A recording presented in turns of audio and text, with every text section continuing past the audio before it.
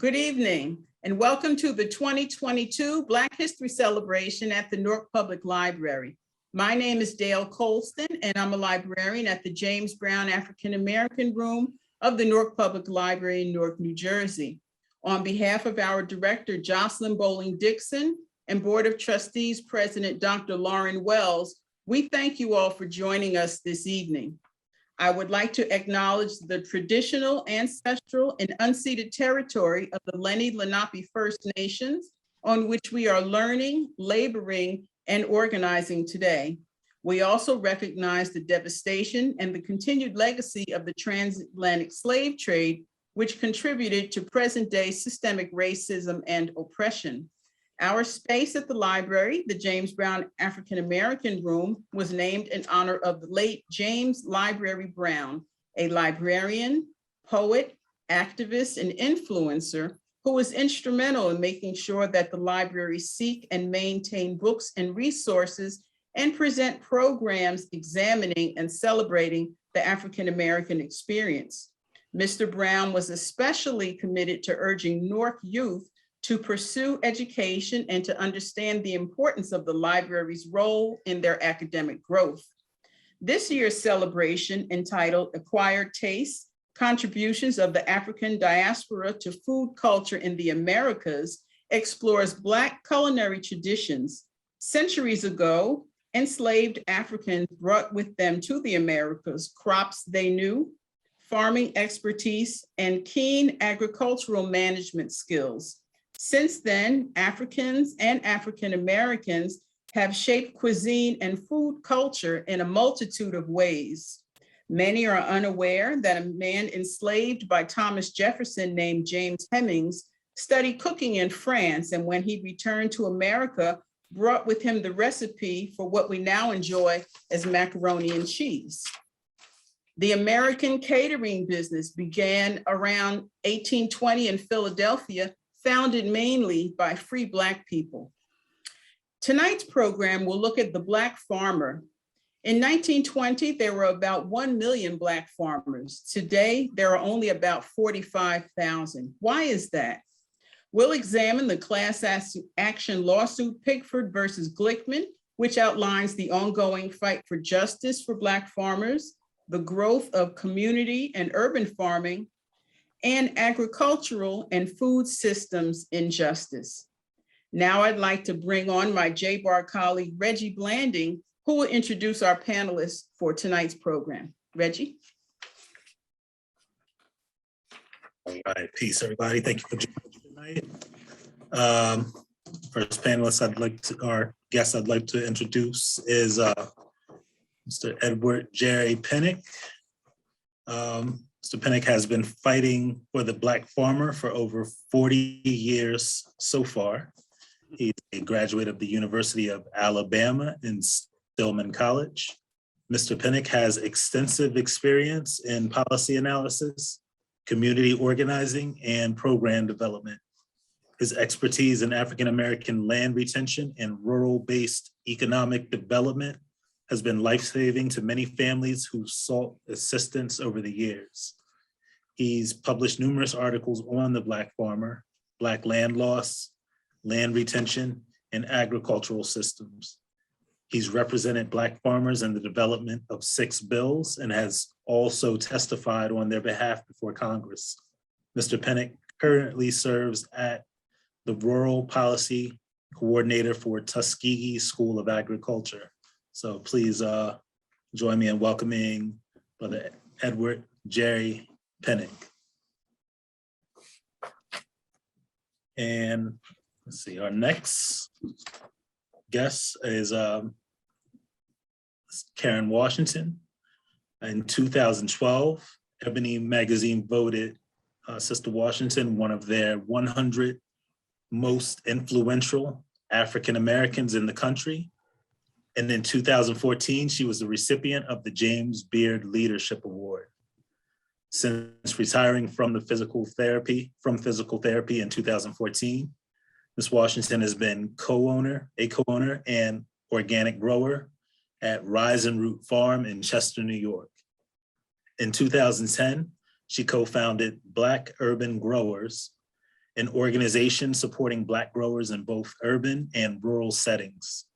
She sits on several boards, including Why Hunger, a grassroots support organization, Farm School NYC, which leads workshops on growing food and food justice across the country, Green Worker Cooperatives, which builds and sustains worker-owned green businesses, and the Soul Fire Farm. I love that name, Soul Fire Farm in Petersburg, New York.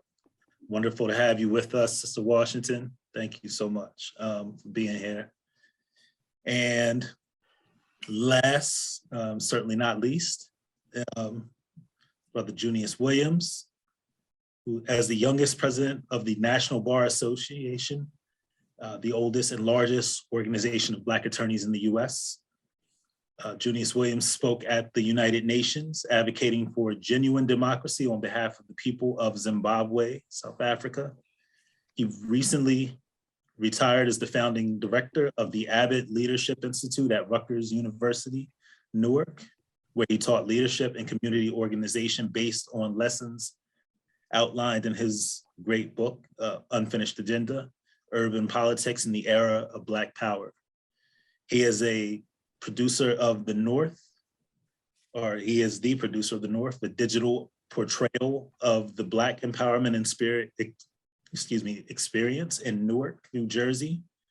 That is located at www.riseupnewark.com. Once again, www.riseupnewark.com. The site attracted more than 1.4 million hits in its first 18 months. And that did not slow him down because he also podcasts. He's podcasts at Everything's Political, or the name of the podcast. You can find that at everythingspolitical.fireside.fm. So everythingspolitical.fireside.fm. And I'll also post that in the chat as well. Lastly, he was also named the official Newark historian, Mayor Ross Baraka. So please join me in welcoming Junius Williams, along with our other guests. Thank you all. Thank you. Welcome, everyone. Just to set the tone of some of the things we're going to talk about, we have a video to show. It's beautifully shot. The gentleman is Mr. Eddie Slaughter, a Georgia farmer, and he says, and I quote, "We have lived under economic terrorism for decades. Mr. Slaughter was one of hundreds of Black farmers whose land is in foreclosure because of documented racist practices by the U.S. Department of Agriculture." So let's have a look at this video. Thank you, Diego.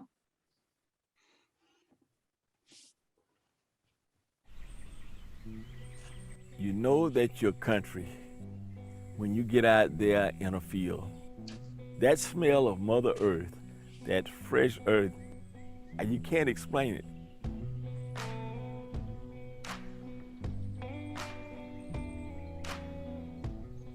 My name is Eddie Slaughter. I was born here in Venta Vista, Georgia. And at an early age, my mother and father moved to Miami, Florida. I think I might have been 4 or 5 years of age. But I always knew that I was going to be back. I think it was in '79 that I came back here to a funeral of one of the family members, got a job and stayed.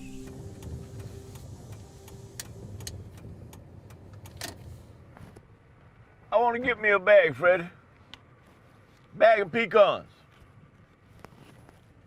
When I first moved back here and wanted to learn the farming and get into farming. And that's when the Pigfoot lawsuit came up. And when I saw so much of the discrimination, before I know it, I was in it.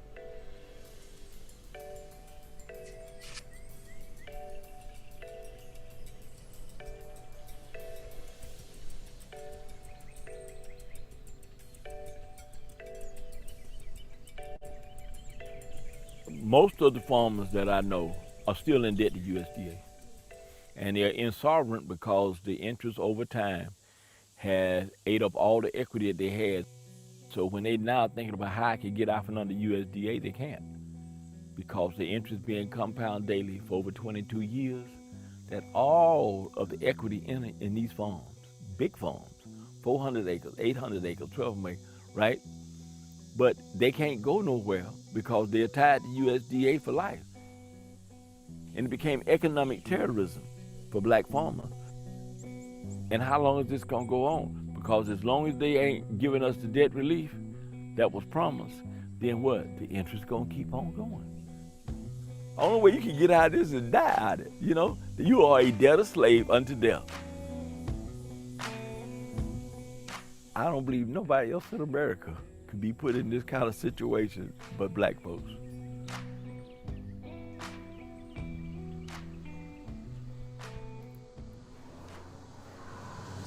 Look, make sure the waltzes ain't start building a nest in the mess. Oh no. For all of these farmers, there's 17,000 of them. What would be to go back to 1999? If you're not gonna give us justice, then wipe out all of the interest so that we have enough equity in it that we could go somewhere else to get financing. That would be something that would be great, you know?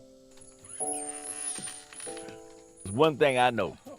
There's going to be a group of us that survive. And I think that it has forced us to come closer together than we ever had been. Like Dr. King said, truth that falls to the ground shall rise again because no lie can live forever. You know, I believe that.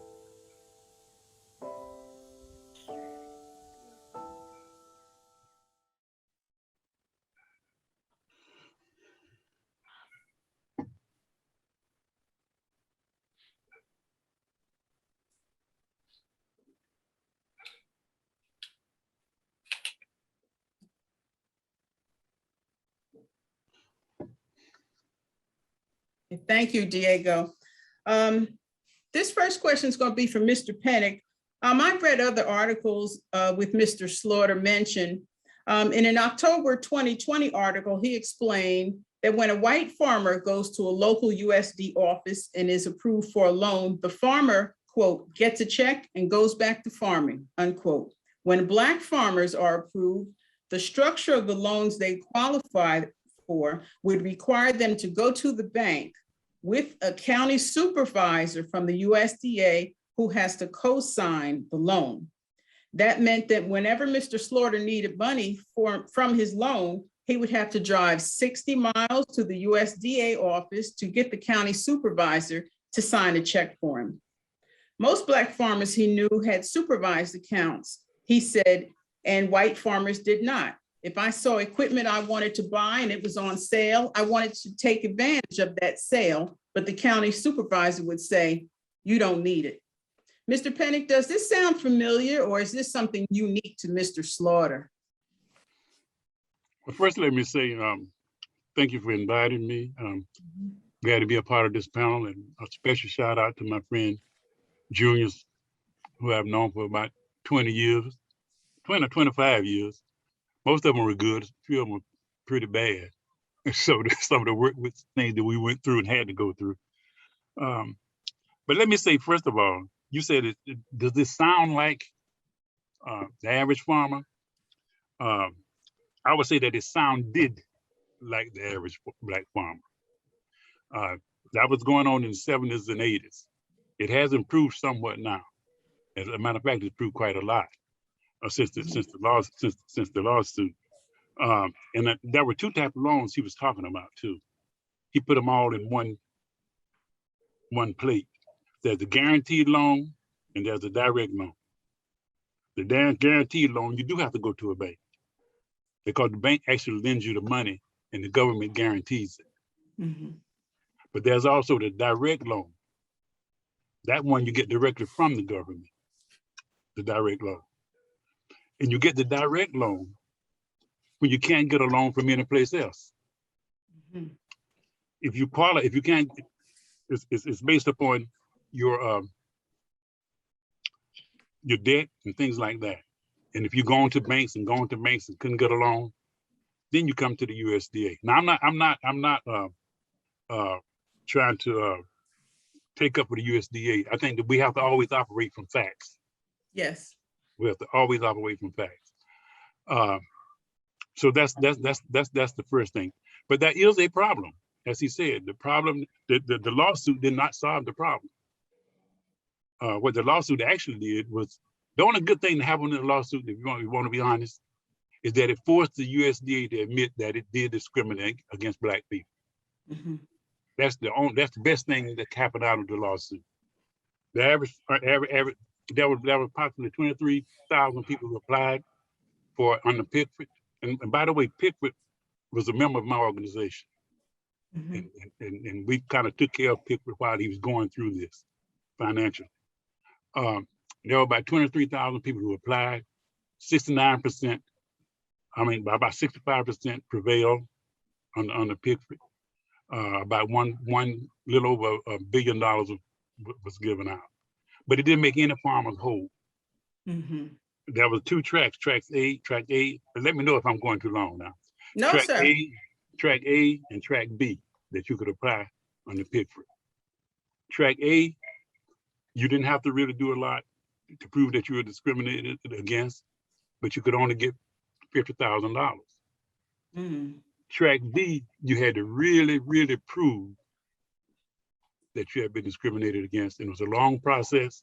And out of the 23,000 people who applied, there were about 300 on the track B, the big money. Mhm. 300, and then about 169 of those actually got some money. Wow. The largest one given on the track B was about $11 million to a farm cooperative. Land trust. Junius, you may have heard of new communities down in West Washington. You probably heard of those two, both of they lost 6,000 acres. At the time, that was the largest landowner in the country. And the first land trust in America was New Communities. They got $11 million, but if the individuals didn't get $11 million, all that money went back into the co-op, and they bought a big plantation, and now they're farming and Mhm. making that kind of an educational piece where they're farming. So recently, on this administration, getting back to something Ed Slaughter said about debt relief or interest relief. Recently, the current administration, Congress passed a piece of legislation, the Justice for Black Farmers Act. Okay, that called for complete elimination of debt for all Black farmers. For every Black farmer, your debt would have been wiped out. And you could also, and the good thing about that, it would not prevent you from coming back to the USDA for a loan, Mhm. but you would be coming back debt free. That passed, but a group of white farmers Yeah. filed a lawsuit saying that they were being discriminated against by this piece of legislation. So that injunction, the judge filed an injunction, but it's still, in some cases, like the Federation of Southern Cooperatives, they're still fighting that legally, Mhm. trying to get it going. Let me say one thing about this, and I wrote an article about this, an editorial about this. Black farmers on the Pickford, say I'm a Black farmer. I filed on the Pickford. In order for me to get that $50,000, I would have to find a white farmer. Say I want $100,000. I would have to found a white farmer close to me where I'm farming, and prove that he went to the USDA and he got his $100,000, but I didn't. So I got to go to a white farmer, find me a white farmer that's similar like me, and find out he got his money. What white farmer gonna tell me that? Right. Where am I? And get documents And from get that documents and farmer, everything. sure. And then I got to prove, you have to prove that you have a similarly situated white farmer, but you were discriminated against. So that's one reason why a lot of people didn't get the money, because it was impossible to prove that. Sure. So in my editorial, and I also wrote the government. I said, okay, if the white farmer can prove find a similar situated black farmer and prove that the black farmer got money that he didn't get, then I'm for him being a part of the settlement. If he can prove that. But he's not going to be able to prove that. He'll never be able to prove that. So that's where we are now. I think if this had passed, it would have been dramatic and life-changing for rural America, especially in the Black Belt region of the United States. Mhm. You would have had a group of farmers starting out debt-free, have the resources they need. So this is where the rural-urban connection should really be coming into play. Because when you're talking to Congress, I mean, we have support of the legislatures, the senators and congressmen from down here, but it should have been a national thing. And I'm not putting that on rural people, I'm putting it on us too. I mean, I should have been calling Junius, tell him to talk to the NAACP, who dropped out of the lawsuit. Mm. Mm. You know, they dropped out because what happened was the NAACP and some of the other mainline, quote, civil rights organizations, when we filed suit, when we won the thing, when the Federation filed suit saying that, you know, this is not right, it passed Congress and all, we should have access to this. They were afraid that if we did that, then that would mess up some other civil rights activities that they were doing. It would cause problems in some of the work that they were doing. So what they're pushing, and I don't agree with this either, what they're pushing is gotten buy-in from Congress, from black legislators. What they're pushing is that instead of saying black farmers need debt relief, we're going to say we're going to go by zip codes. If you live in a zip code where there are a lot of mostly poor people, then you are qualified for debt relief. But that's white folks and black folks. Sure. If you're going by debt, if you're going by the zip code, they're saying that well, it'll meet, you'll still get most of the blacks, but it get a lot of white folks too who don't deserve it. Mm. So that's where we are now on that, which is to the point where, you know, it's like my father used to say, black folks can't have nothing. So Yeah. Yeah. So that's where we are right now. We need people to say, we need to fight. Our Congress people need to fight. If we lose, we lose. Let's go down fight. If we Sure. lose, let's go down fight. So that's I hope I answered your question. Yes, you did. Thank you. Thank you, sir. Thank you. Was there anything else I did. that I didn't answer? No, I We think have some that's it. related questions. We have related questions that I'm sure we'll circle around to you later. Go ahead, Reggie. Thank you. I'm sorry. I meant to say one thing Yes, sir. in the introduction. I want to give a shout out to the person the mentor who brought me to this work, and that was Dr. Robert S. Brown. I don't know how many of you all heard of him. He's from Newark. He founded the 21st Century Foundation and the Black Economic Research Center. Thank you. Thank you. We'll be sure to look him up. Thank you. He passed away. Yeah. Mhm. But if you look him up, you'll find a lot of the work that he's done, not only here but internationally. We will That'll read work. about his work. Thank you. Mhm. So the question I have here, and I guess, you know, maybe several people could answer this, but I definitely like to direct it to Sister Washington, just in terms of what we mean by land justice and why it's needed. So if there's anything, you know, something you'd like to speak, you know, what is land justice and, you know, why it's necessary. Well, first of all, thank you for having me, and Barbara Williams and Barbara Penick. Thank you so much. Because of you, I am. And I'd like to acknowledge the ancestors on which shoulders I stand on, first of all. So when we talk about land justice, first of all, we have to understand our relationship to land. For so long, we have been blindsided especially those that were originally from the South, coming to the North because we felt that we were going for a better position, jobs and money. And what we found out is that land is our power. Land is the connection. You know, we were brought here not because we were dumb. We were brought here because of our knowledge of agriculture. We are agrarian people. And so land is what, look at the color of our skin. I tell people, look at the color of our skin.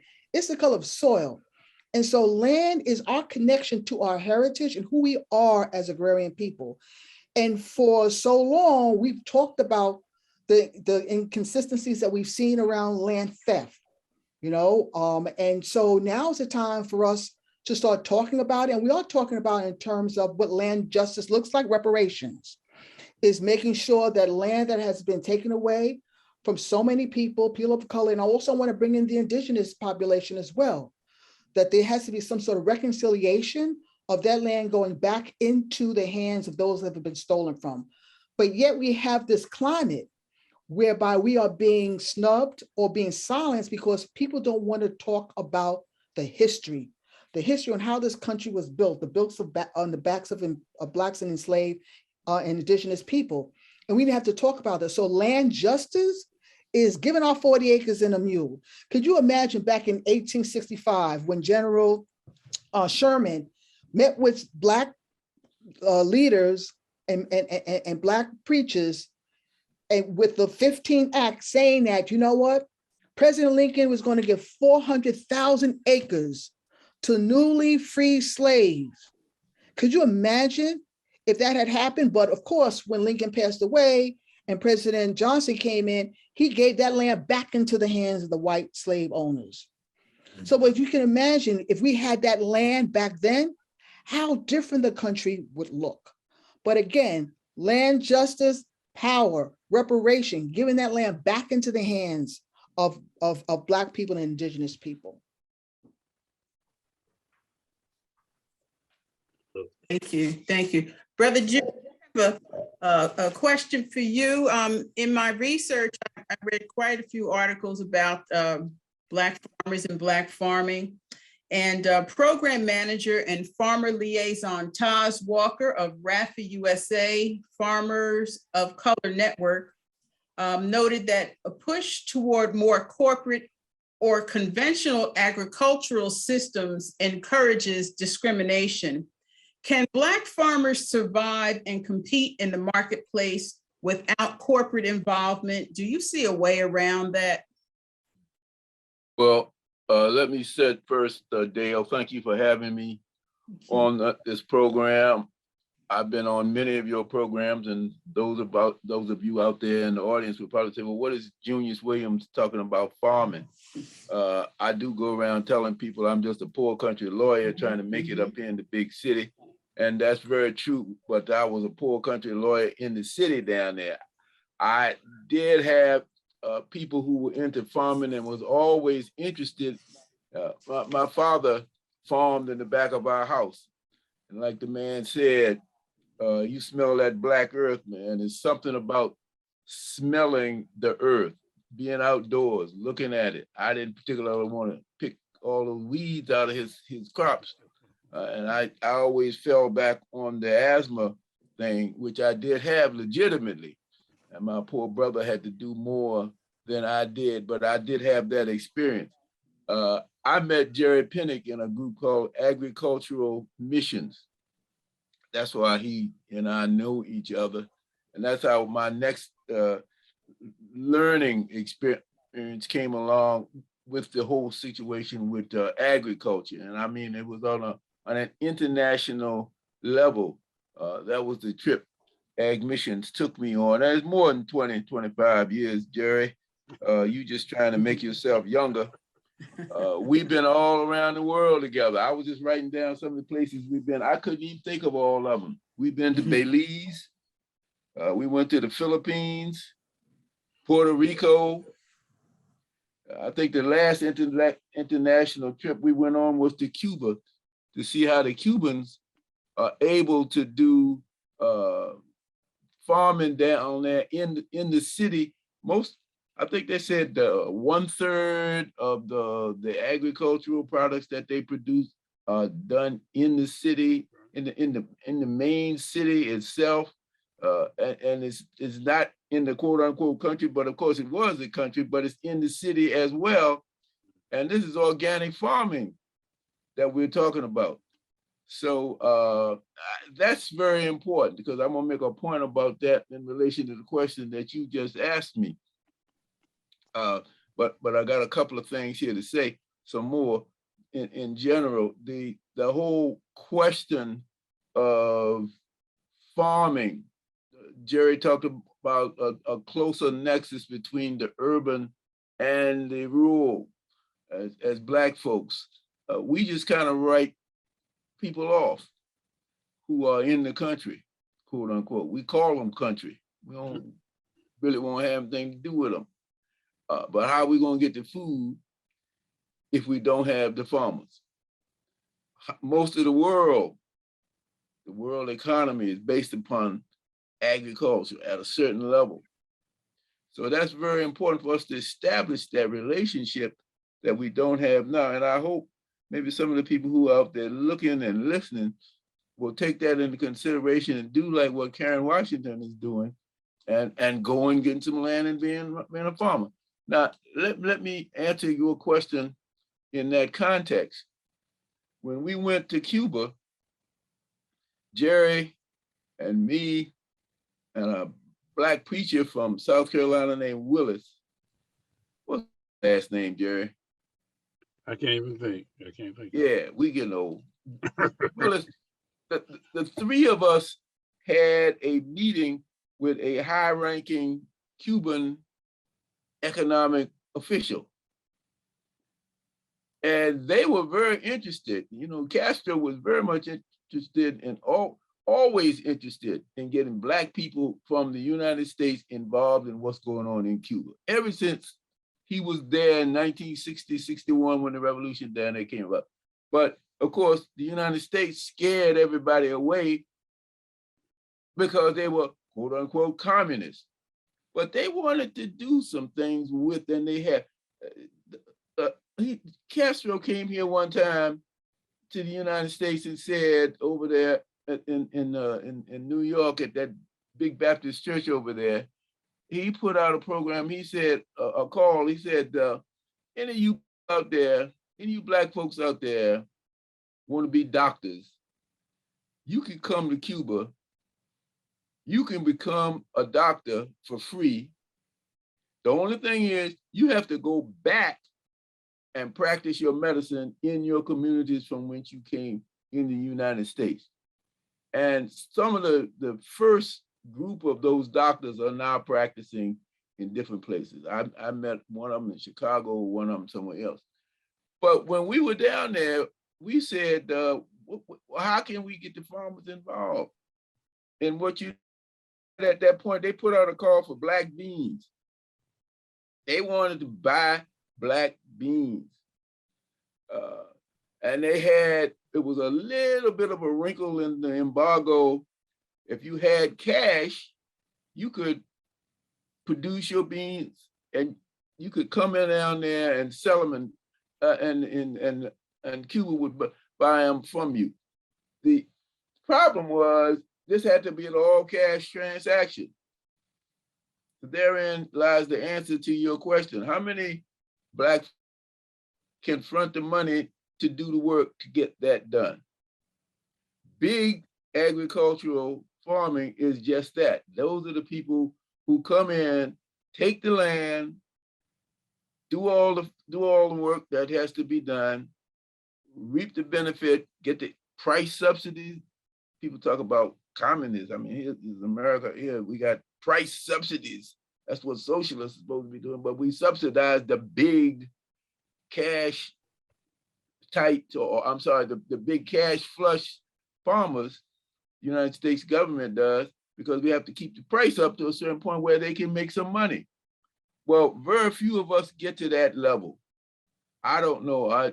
Jerry was just talking about thousands of acres in this co-op. I didn't realize there was anything that big left amongst the farming community. There used to be that the black farmers were 14% of the farmers, of the people who were doing farming, and now it's down to about 1% or 2%. So I don't think that there are that many people who can call themselves agricultural farmers. And I'll stop now too. Well, I have to say one thing. Most of the big farmers are the reason why the crops that we do get are not up to par at some of the things that, for example, that my father used to grow in his backyard. All you gotta do is taste the different than the tomato that was grown in Maurice Williams' garden versus the tomato you get at ShopRite, and you see the difference immediately. You got large scale agribusiness and small scale actual farming, where the people actually get out there and do indeed still love the smell of that black earth. Can I say one thing? Junius, I didn't tell you, maybe I did and don't remember, maybe you don't remember, but we did work out those kinks with Cuba. Okay. And the farmers were growing it, and we were getting ready to ship it until Trump got elected. And everything was shut down. All right. And there you go. And unfortunately, Biden hadn't said too much about going back to the Obama era as the relationship with Cuba. That seemed to be way on the back burner there. And on the conventional agriculture piece, and there's two big agriculture movements in the United States: conventional agriculture and sustainable agriculture. I call that a fight between two groups of white people who are trying to determine who's going to control this agricultural system.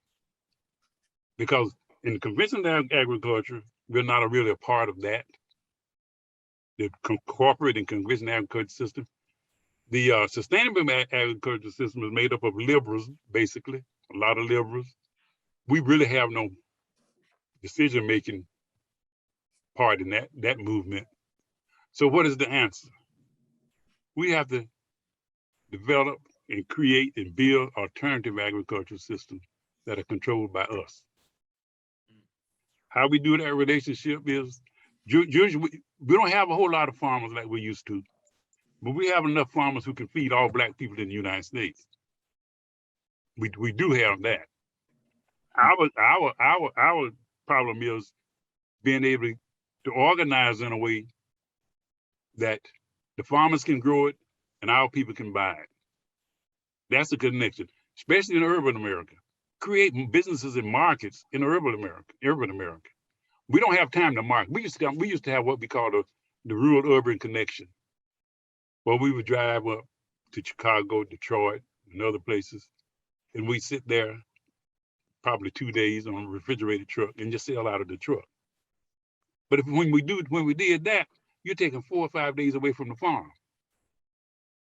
We need to be able to drive an 18-wheeler to Newark or anywhere in New Jersey and drop that load off and go home. And you all sell it. That's what's needed, that kind of connection. A network that's controlled by us. It would guarantee a market for the farmer.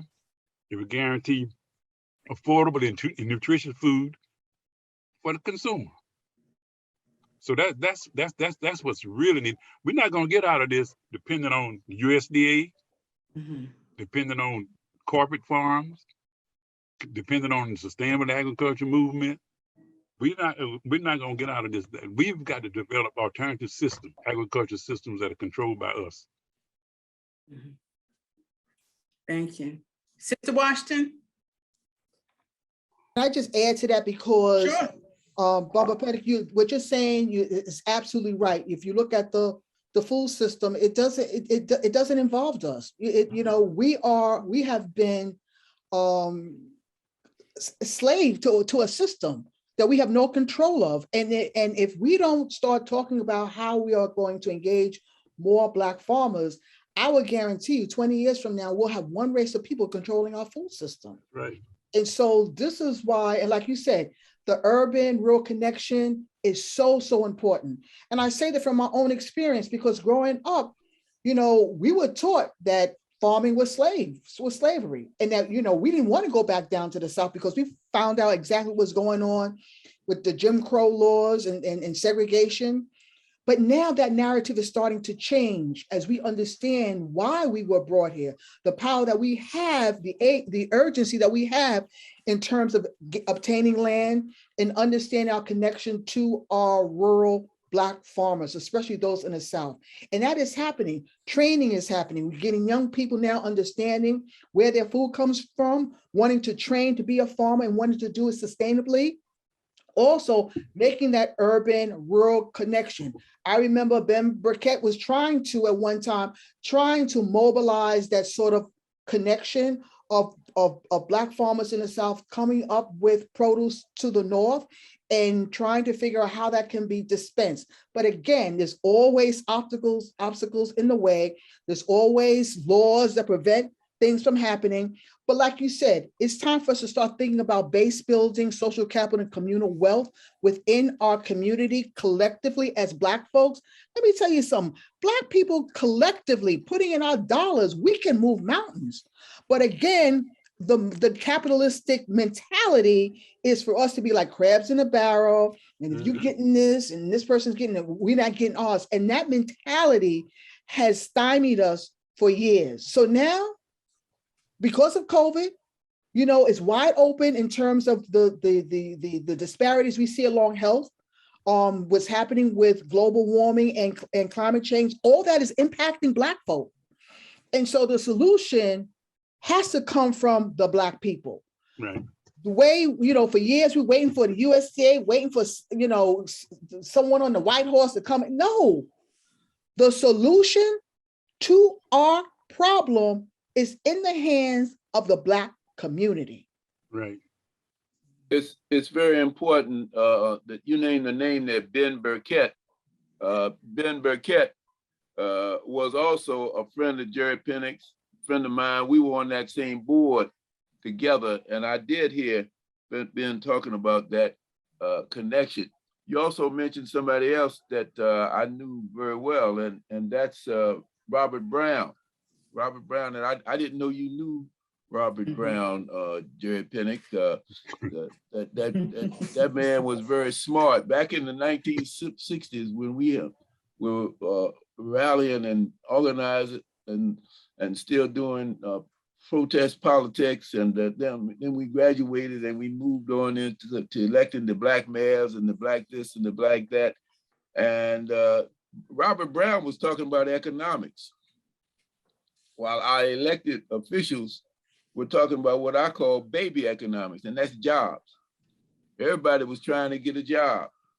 And if you got a job and I didn't have a job, then I was one of those people that then would be one of those folks for saying, well, how did he get that job? Well, Robert Brown was talking about economics, and one of the basics of economics is to have the land. And if you got the land, you ought to keep the land. So those are the kinds of conversations that Robert Brown was talking about. And as you said, Karen, people are now coming around to understanding that. I think what we have to do is to develop the kind of relationship that allows that to happen through the young people, which means the young people, we're going to have to come up with a different respect for the farmers and a different relationship with the land. Dale, you were talking about all the folks who were involved with land development. Well, in the South, if people could have gotten the loans they needed from their government or some other source, there would have been no need for people to come up north, all those Black people to move to the north. The whole situation would have been different. I mean, there were a majority of Black folks in Mississippi. Now, one thing they have done with that majority is there's more elected officials in Mississippi, Black elected officials in Mississippi than anywhere else, because of the work that was done by groups like SNCC and NAACP Corps and all those others. But the land is being taken away. Yeah. And when Black folks had no means to work on the land other than to be sharecroppers, which meant total peonage. You working, working, you never get out of debt. And it wasn't even your land. That's when folks started coming up north.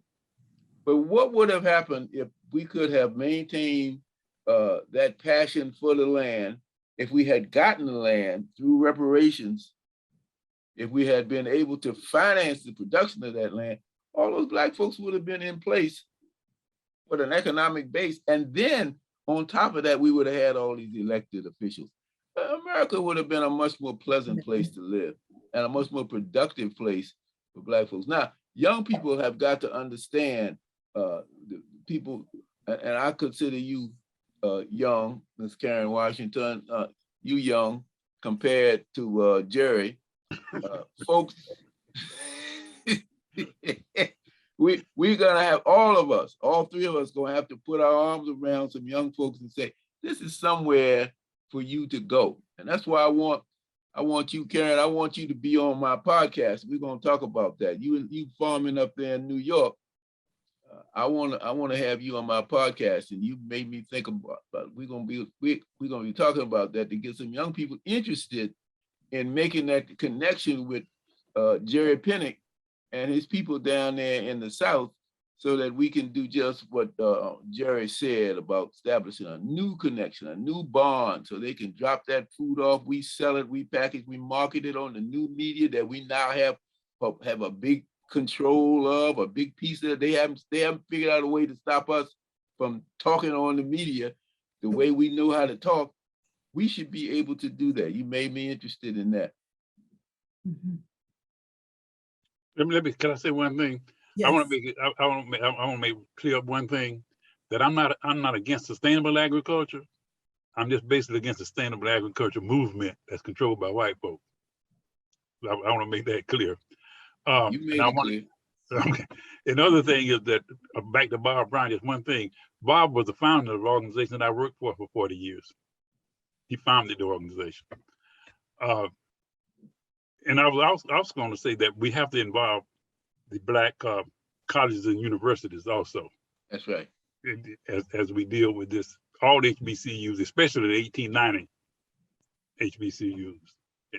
And I'm sure everybody knows what the 1890s are, right? The land grant colleges. Right, the Black land grant colleges. Because they are working now, harder now to relate to the community. They're into developing these alternative systems now. So we have to make sure they're involved in whatever we do, because they have the technical ability to make sure we're growing a quality product. So and that's where your young people are going to come from too, who's going to get into agriculture and farming.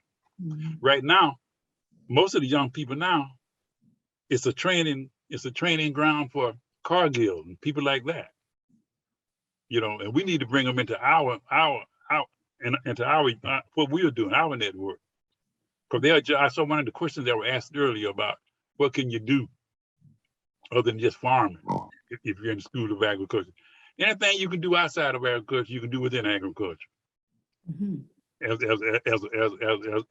are needed. Black people are needed. You could be a lawyer. You could be an economist. You could be a statistician. You could be a business person. Anything that you can do outside of the agriculture, you can do inside of agriculture. As a matter of fact, rural development, which is a part of the USDA, one of their mantras is, we can build an entire city. And they can, just from the USDA. So there are a lot of opportunities there. They don't have to go to work for the Cargills and the Cisco's and all of those. They can work with us, but we got to be able to offer them a viable alternative. You don't make people like me anymore, who sometimes work for nothing. And we can't expect the young people to do that anymore, because they're just not going to do it. But you know, Baba Pennick and Baba Williams, what y'all both bring up is the fact that we need people like you. We need for the wisdom of our elders to talk to young people instead of listening from outsiders that are enticing them to go a different direction. We need to know about our history, about our struggle, what it meant, why it's important to grow our own food, have our own businesses, to invest in our communities. But we need to hear it from you all, to be out there talking to our young people, going to schools and speaking to young people, inviting them on their farms. You know, in New York, there was a time where the relationship to food was a daggone grocery store. Mm-hmm. And so there's a thirst now for knowledge. There's a thirst for knowledge, especially amongst Black and brown young men and women that see their relationship to food and see their relationships to health. And the food that they see in their neighborhood is killing us. Yeah. But you all know better. And so we are the voices of the elders that are saying, I'm going to teach you. Come visit my farm. Let me take you underneath my wing. Let me show you, let me tell you what it is to be farming, instead of the negativity that they've heard all their lives. Yeah. Yeah. Mm-hmm. Yeah, y'all definitely got me an idea now for a podcast. You're gonna be on there too, Jerry. We're gonna do this. And the man's name was Willis Goodman. There you go. Right. Willis Goodman, Reverend Willis Goodman. I wish he were with us today, because he would be a definite person to talk about that. Willis was talking about this kind of alternative system of development as far away as Liberia, as well as in South Carolina, and like we were saying earlier about Cuba. Well, I'm glad to know that you got the idea as far as the dock side anyway, and maybe there's something that you can do to push it on over. But you're absolutely right, Karen. These young people need to expand their mind, to think about other ways, not just to make a living, but to control economics. If all you want to do is make a living, yeah, you are going to be working in the car industry. And if you get to go to Harvard and you got good grades, then you can get into Merrill Lynch and all those places. But what are you? You are a high-paid person who really doesn't have the kind of power that you thought you were going to have when you went to some of these big schools, or the not so big schools. But if you get some land, boy, Malcolm told us that. Malcolm X said, you got to get the land. You got to get the land. And that was one of the reasons why they were killing. They had to talk about killing Malcolm, because Malcolm was going on over to macroeconomics. He was talking about making connections between countries in the world and farmers down in the South. That was the kind of thoughts that he had. And people just said, well, you can't be an advanced Negro like that. We got to take you out. We have to go back to some of those ideas and make them happen. Yeah. Even Dr. King had moved toward more economics when he around land. Mm-hmm. Land is power. Yeah. Land is power. Now, so more on that. While white people were getting access to loans here in the North through the GI Bill and FHA, and they were leaving the cities like Newark, and at the end of World War II, going into the 1950s, that's when especially a double-edged thing happened. They took our money and they built highways so that the whites could go into what was then called the suburbs, was now called the suburbs. Before that, it was just the country. And they created the suburban communities around a city like Newark, like Montclair and East Orange and all of these other places. But that wasn't made available to Black people. Even though we fought in the war, we had our citizenship right, I think 2% of those loans around that time was going to Black folks. So Black people still stuck in the cities. So the wealth that most whites have who are still middle class, maybe upper middle class, that wealth is still with the house that they bought in the suburbs when the housing was so much cheaper, and now it has appreciated in value. We didn't get that. We didn't get that. At the same time, the land that we thought we were going to have down there in the South, that land was just taken away from us. So we were kept in the ghetto. And guess what? We still kept in the ghetto without wealth, and wealth is power. We don't have to spend it like we see some of our white brothers and sisters doing it, make life just miserable for other people and making it nice for themselves. We can learn how to share, but at the same time, you got to understand that the whole mechanism starts with the value of the land. The whole wealth dash empowerment thing starts with the value of the land, and we need to learn more about that. I want to follow up on two things, Karen and the young people. You know, one of the things that troubled me with the Black Lives Matter movement, which I do support, but you can't talk about revolution and real change unless you have land as a component. And I think they kind of missed an opportunity to bring land into the conversation, land and farm and food into the conversation. If you're gonna really look for real systemic change and a real revolution. So that's what the one thing that the young people can do, and bring us in to talk about it, to talk about the things that you were talking about.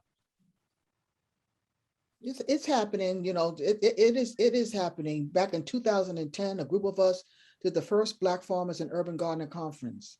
I don't know if you knew about it, where for the first time, we had a conference in New York City where we had over 500 people, Black young men and women for the first time saw, touched, heard, were educated by Black leaders, by Black farmers, by Black lawyers, by Black civil rights workers for the first time. And the conversation was around Black agriculture and Black wealth.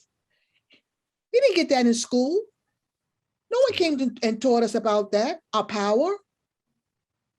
And so again, there are connections that are happening. People want to understand. You know, we tell people, if you're lucky to have your grandma and your grandpa or your aunt or your uncle who were farmers, take out them Samsung Galaxy and phones and capture those stories. Capture, tell me how it was going out in the fields and getting the food, not going to a grocery store. Tell me how was you able to sit down and feed not only your family, but your neighbor's family. Tell me how you were able to grow food without pesticides. Or if you were sick, you went out in the field and got medicine. And those are the conversations that we encourage young people to have, so that there's no longer that disconnect, but that that's the beginning of that legacy of a relationship to land and culture. One thing about the word agriculture, at times we tend to forget that word culture that brings us together. Right. I don't know how much time we got, but I'd be remiss if I didn't bring up this topic, which is, again, is why Robert Brown founded the organization that he did. I'm gonna just ask a general question, then just raise your hand, yes or no. Other than racism within the USDA and other lending institutions and in marketplace, what is the greatest cause of Black land loss?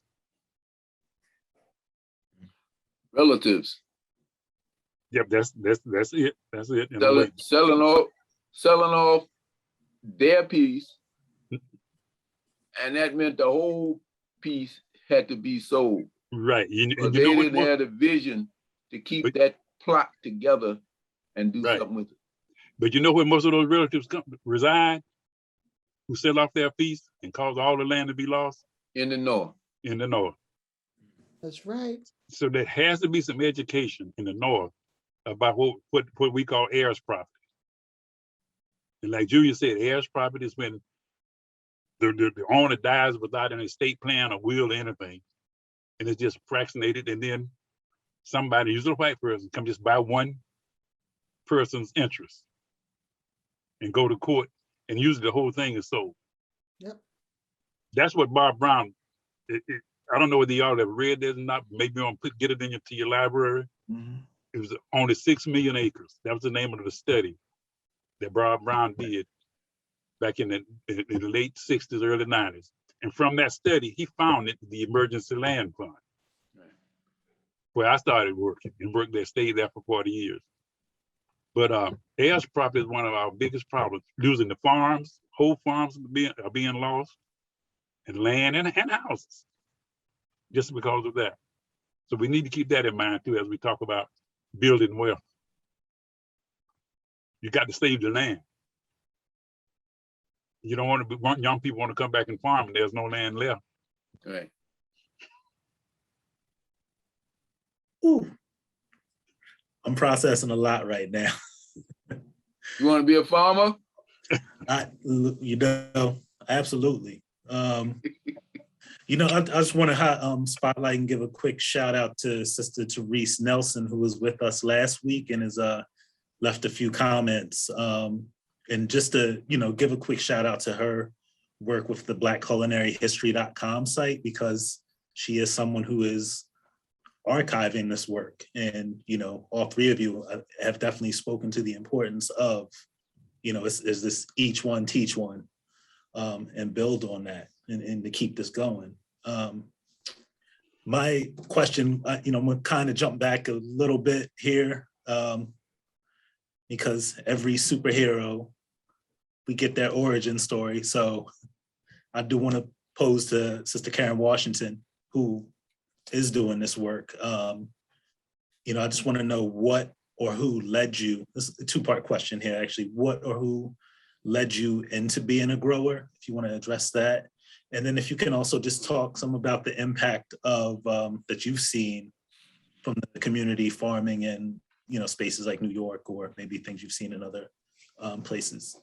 So my other hat was I was a physical therapist at one time, did physical therapy for 37 and a half years. And I had patients who were farmers. And I would sit there and I would see their relationship with food and health, because they had type 2 diabetes, hypertension. And I would always say, tell me about farming. Tell me about, because I wanted to be a farmer. And they was always watching, how could you? Farming was so hard. But then when I would talk about the food and how it made me feel, all of a sudden they said, you know what? You're right. You're right. We were able to get food without pesticides, feed our family.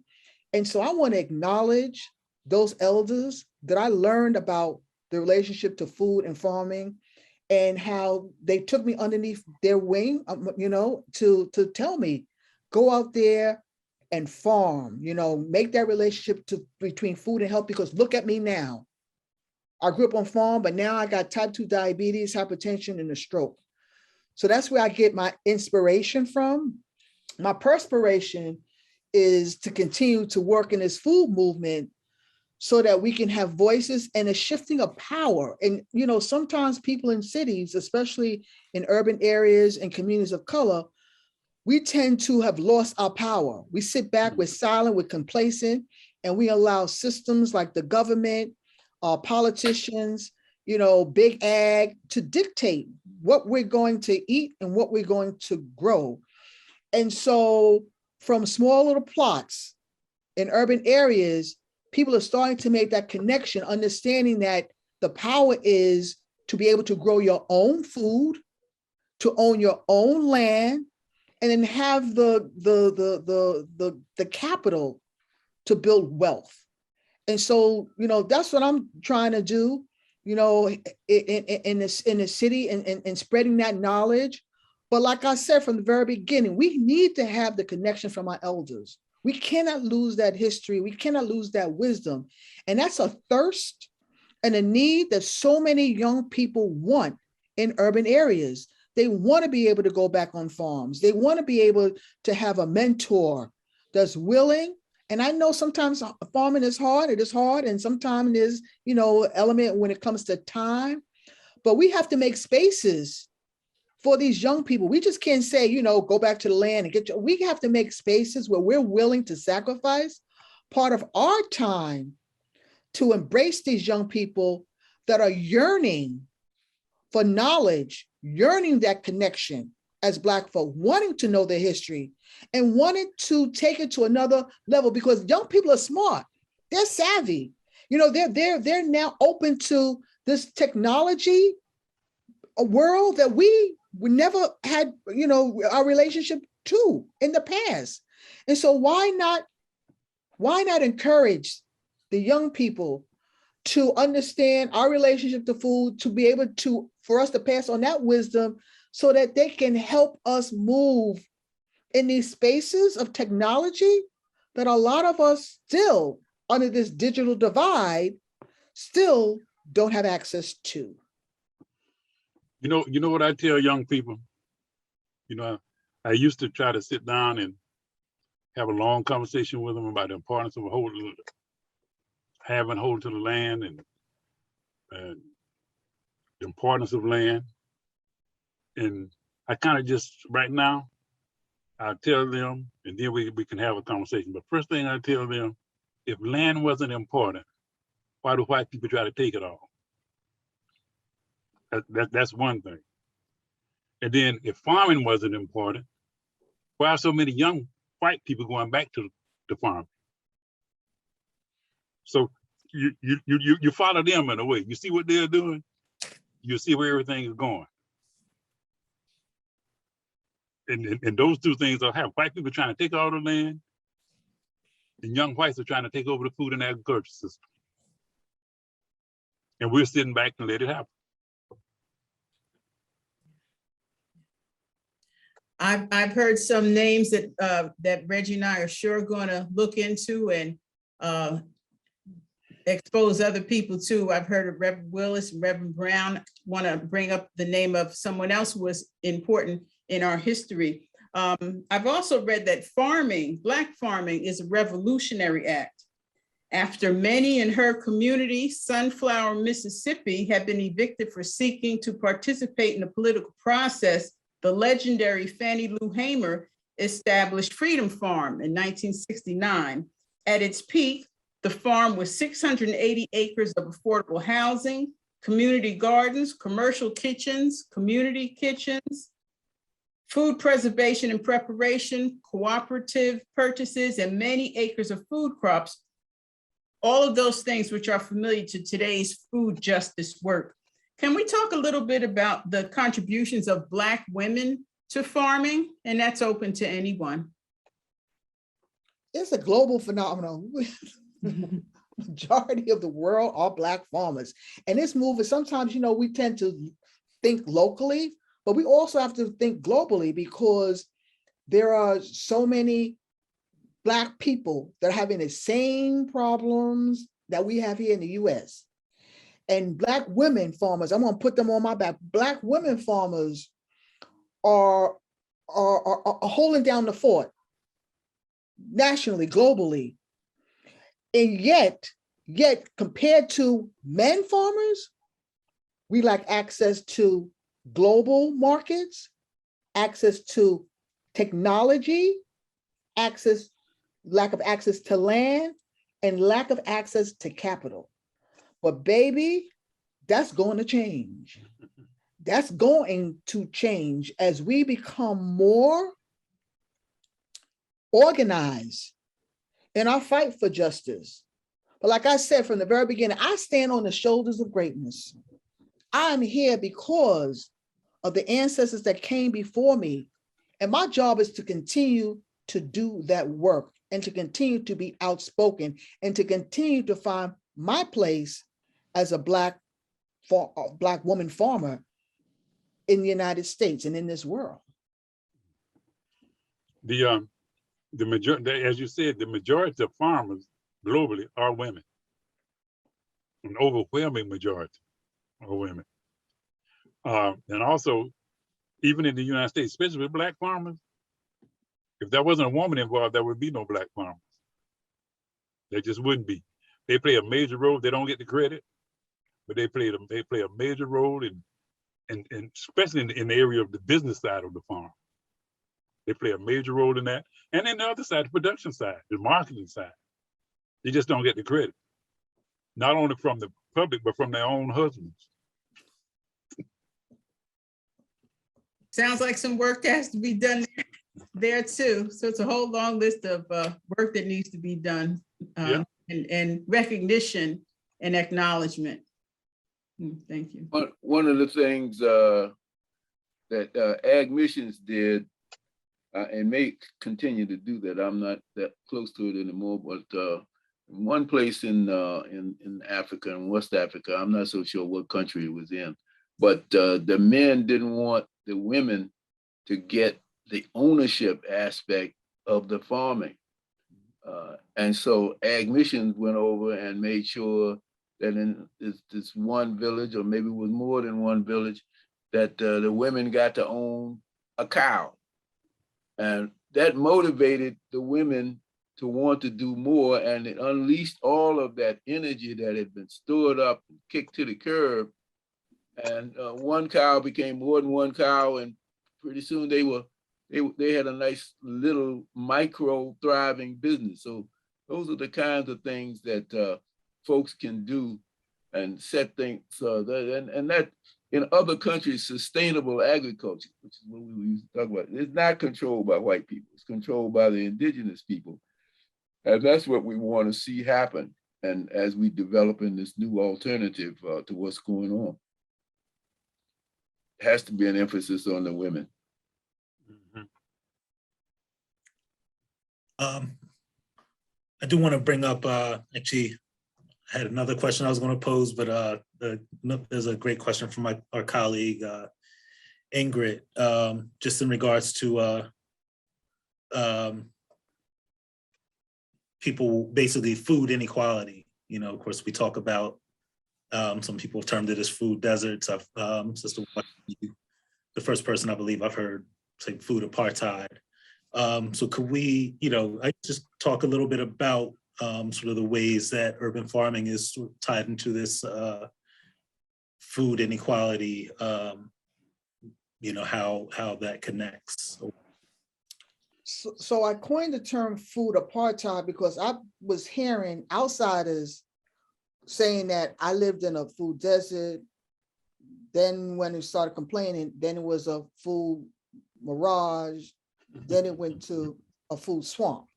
And these were all white people talking about our conditions in the cities and really weren't really capturing the main problem of food insecurity, the racism that was happening. And so I coined the term food apartheid because I wanted people to start having the conversations around hunger and poverty based on the fact that it's racial, based on the fact it's economics and wealth, and also where you live. And that we live in an area where we are surrounded by a charity-based subsidized food system that have people of color victimized, plain and simple. And so I wanted to start having a conversation to say, the people of color, let's organize. Let's think about what social capital and communal wealth looks like. Let's talk about investing within our community. Let's talk about putting our money and supporting Black businesses and Black farms. Let's talk about how we can manage credit, how we can invest. These things were not spoken within our community. It was, oh, so you need some food, let's sign you up for some SNAP. There's the nearest food pantry and soup kitchen. Don't get me wrong. They are there for emergency purposes. But as long as we're tied to that sort of food system, then we're a slave to it. We'll never break the shackles that we need to. And so for me, when we talk about food apartheid, we talk about base building, social capital, and communal wealth, is look within the richness we have within our own community, our local community, putting together our dollars. If we put all our money together, for example, What if for 1 week, Black people don't spend a dime on anything? We bring this daggone country to its knees, but we don't think about that. We don't think about the power we have within our hand collectively to make change locally. Think about putting your money together to help a person open up a business, to buy a house, to buy some land, to support Black businesses, to own businesses that have our faces. We need to start changing that narrative to look within our community where people always told us, poor woe is us, you know, we have the problems, we have the deficit. I myself had to change the lens on how I look at my people in terms of powerful, resilient, able to come together with limited resources to make change. And as a result, having the willpower to start organizing people to understand their power collectively. If we put our money to collectively, we can make change. And what we can do is take the power from people for so long who have power over us. And I tell people who, or communities you once deem powerless now become powerful. And that's a danger to the people in power. They don't want to see us with power. I say one thing. That reminds me about, go ahead. I was going to say one thing about your messaging. I think we as a people, especially farmers and just us in general, we need to stop using the term that we want food security. Because we don't want food security. I don't. We want food sovereignty. Those are two different things. Food security just means getting food into, like you said, just getting food out there. You have access to food. Food sovereignty means that you control the food system. And so we need to, that narrative means a lot, what we say. And I bought into that too. Until I start dealing with farmers in other countries and all. And Martha first one that brought me, it got me to this Julius. You remember Martha, right? You know, she's still with us? She's still alive? Martha's still alive? Yeah. She's in hiding right now from the government over where she is. Nobody knows where she is, but she's alive. But we need food sovereignty. We need to say, yeah, we want to control the food system, our food system. But if you just go for food sovereignty, that can be cut off any time. You know, Publix can put Publix or Kroger or whatever the grocery stores you have can put a store in our community and we have food security. But food sovereignty is we control. We put a store there. We put stores there. We control it. So we need to move more toward food sovereignty in our messaging.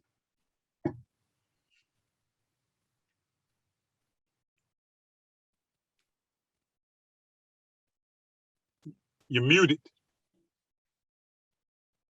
Thank you. Brother Penick, you have a long history with the Federation of Southern Cooperatives. What are some of the phenomenal success stories that you can share with us? I'm sure there are many. But the greatest one, they're still around after close to 55 years. That's the greatest success. We organize over 75 co-ops in the South. That's one of the things. We've had tremendous impact on legislation that impacts Black farmers in rural communities. I think that's good. We have people that have gone through our system that are making a difference now in both government and non-governmental areas. And I guess that they put it in simple, you know, we have longevity and success. And we have dedicated people. That's the main thing. We have who don't see this as a job, but see it as a calling. If you see it as a calling, you're gonna do your best. You see it as a job, you may or may not. That's true. And that's what I tell people. I'm not there anymore, but I consult with them sometimes. And sometimes they want me to talk to young people and even interview young people that's coming for a job. And I tell them, you know, you can if you see this as a job, you need to go someplace else. Mhm. You know, you just can't work this if you see it as a job. I mean, it's a calling. You may lose friends, you may lose family, you may lose spouse, but it's a calling. Mhm. I just want to another question. I think I just posted in chat, and then I just wanted to spotlight a comment from Susan Rexford. Just that the work is ongoing. So she just states we started a school garden last year at 13th Avenue School in Newark. Thank you for the vision and inspiration. We hope to educate and inspire our students. And this actually brings me back to the question from Therese Nelson in regards to, basically she asked, do you have a sense of the HBCU network's openness to incorporate culinary training? I'm thinking about Tuskegee and Dillard in particular that are getting students excited about agriculture through food and culture. So, I guess how farming is tying into that self-sufficiency, but through the HBCU network. Well, on the 13th Avenue part, I am very glad to see Sue Brexford doing that, because that's where you start getting young people interested in the earth, and they can see tangibly what's going on. They can actually see it and hold it in their hand, because once you get that feel, then you kind of get hooked early. But there's some other schools that are doing that. They have rooftop gardens. I'm trying to think of one of the schools that my children went to, that was very effective. I hope that they can do more with that at schools, because not only do they see things grow, but they have conversations. They can have conversations about where this food is going. They can have conversations about the cycle of life. They can have conversations about different kinds of healthy products and things that are not so healthy. They can start experimenting with eating certain snacks that are good for them, as opposed to not so good. That doesn't always hold. I think that's the hardest thing to do. But all of that's where it has to start. And 13th Avenue folks over there have always been pioneers, and I appreciate that. I don't know the answer to the HBCU networks. I'm going to yield to somebody else who can talk about that. Well, I do know that Tuskegee is doing that. Tuskegee is evolving, and I think most of the 1890s are evolving and doing a lot of things that you never thought they would do 20, 30 years ago. So I think it's looking good. We have some dynamic students at Tuskegee that in all aspects of agriculture, and they're taking the lead. They're going out into the communities and developing community gardens and school gardens and teaching the young people. And they're very good. So I think they're an example of what can be done. And I think a lot of the other 1890s are following suit. But before we go, I want to say I want to make sure to break this in before we end on this. And it's kind of directed you, Karen, and hoping that you can take this and do something with it. I'm sure you're familiar with the Farm Bill, right? Okay, that's a 5-year bill that comes up for renewal every 5 years, and it has everything to do with farming and agriculture and rural development, everything. But we were talking about this urban-rural connection. I would challenge the urban community, especially urban farmers, to try to change one piece of thing within the Farm Bill, where that since they have recognized the urban farmer as a part of the system, which they didn't do, that's relatively new. Right, urban agriculture. Yeah, that's relatively new. But if we're going to develop this alternative system, then I think there's certain things within the Farm Bill that are only available to us in the rural areas should also be available to urban farmers. One thing specifically, If we're going to develop this marketing system so where we can go and drop produce off, and then you all sell it, even your stuff that you grow, we have a central place that we. Then you all ought to be able to qualify for and build value-added plants around the urban centers. You know what the value-added centers are, right? Mm-hmm. Yeah, where you go in, you have the coolers, you have the trucks, you have everything, and then you could distribute it and sell it throughout your communities, throughout the whole city and beyond. We qualify for them in the South, you know, and I mean in the rural areas. But I think if you're going to recognize a urban farmer as a part of the system, like they have done, then there are certain things that you ought to be able to get, qualify for. That would take a legislative change within the Farm Bill. But I mean, it can be done. Other things have been done. It'll happen. Yeah. Hmm?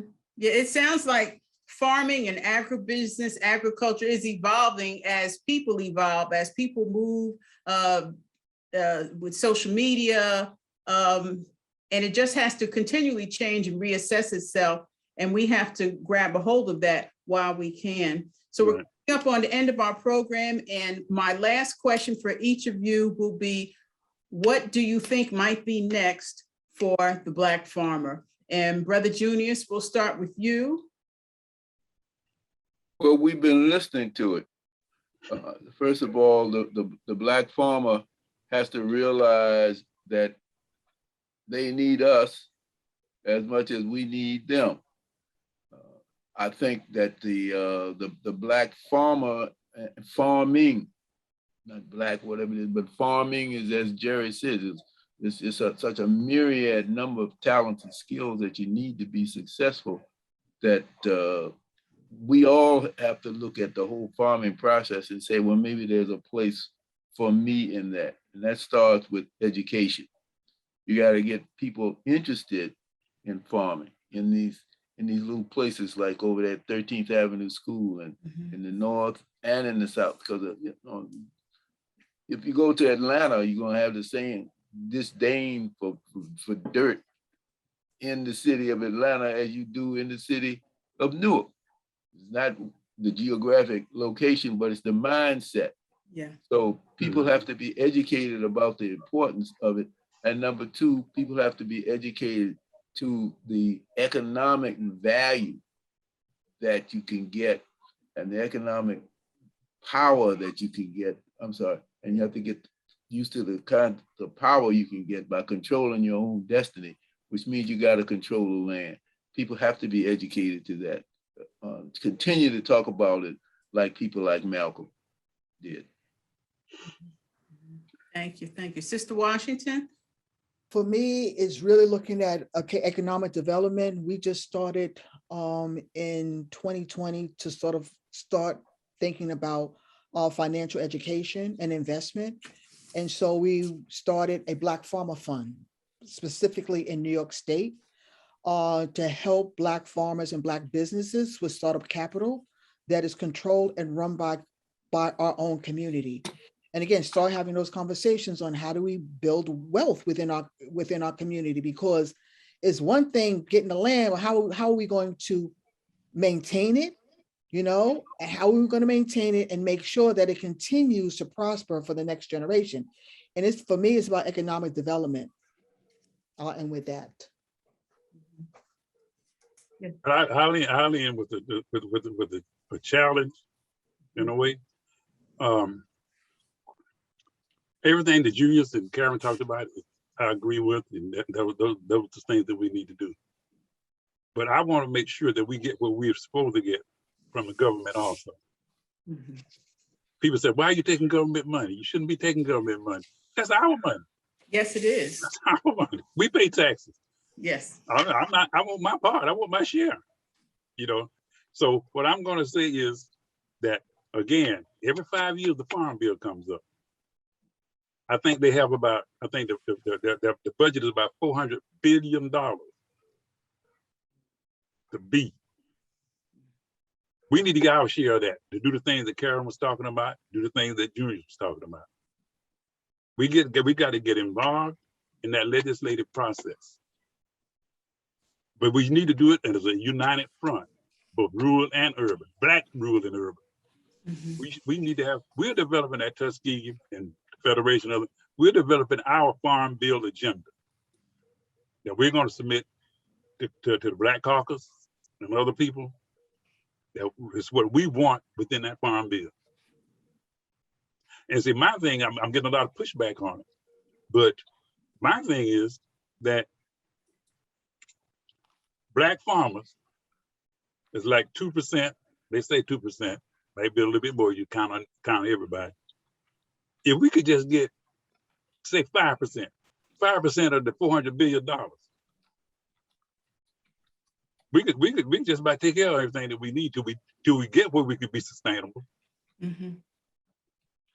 But we got to push that. We got to push that. I don't like I always get a pushback with this too. I don't like a whole lot of verbiage in legislation. I like to just go ahead and say we need our share of this bill, commensurate with the number of people that we have. So, and that's coming up pretty soon too. That's gonna be everybody's gonna have their recommendations in by the end of this year. Now the white farmers already got theirs in. And the corporate farmers, theirs already in. You know, their drafts and all that. We're trying to do ours, but we need help from both urban and rural. And everybody got to be on the same page. And demand that. And then we create that food sovereignty, we'll create that economic development, everything that we're talking about. Okay. Well, thank you. This has been a vibrant and informative discussion. I've learned a lot. Reggie and I will put links to what we have heard, what we've learned on our Facebook page and our social media so that we all can be informed and we all can work together. Even us who are not farmers, we can still play a part in the success for Black farmers and Black farming. Well, if you eat, you're a part of the agricultural system. Yes, yes, yes. Thank you ever so much to Mr. Edward Jerry Penick, Sister Karen Washington, Karen the farmer, thank you very much. And our friend and city historian, Junius Williams, thank you all. Much continued success to everyone who joined us as well. On behalf of Jocelyn Bowling Dixon, Director of the Newark Public Library, and Dr. Lauren Wells, President of the library's Board of Trustees, we thank you all for joining us this evening. Thank you to the PNC Foundation for the ongoing support of the Newark Public Library's Black History Celebration. This is the 15th year that they have supported the Black History Celebration. We appreciate that. Many thanks to my JBAR colleague, Reggie Blanding, who joined us this evening, Alicia Grant, Austin Williams, and our Assistant Director for Special Collections, Ingrid Betancourt. Technical support was provided by Diego Quintero, the head of our IT department. Thank you ever so, Diego. This program will be available for review on the library's YouTube page soon. And Diego, can we please see the flyer for next Thursday's program? Thank you. So next Thursday on February 24th at 6 p.m., please join us for the Black Panther Party's free breakfast program and the Nation of Islam's influence on eating and lifestyle. In the 1970s, the Black Panther Party started a free breakfast program for children in and around Oakland, California. It thrived and eventually served, I'll keep going, served over 10,000 children in 26 programs nationwide. At the same time, the Nation of Islam taught healthier eating habits and lifestyle changes. So join us as we welcome revolutionary and powerful woman, Erica Huggins of the Black Panther Party, and our friend, Dr. Zain Abdullah, who is a professor at Temple University, as we talk about the Black Panther Party's free breakfast program and the Nation of Islam's influence on eating and lifestyle. Thank you everyone again for joining us. Thank you for your support of the Newark Public Library, and be well. Good night.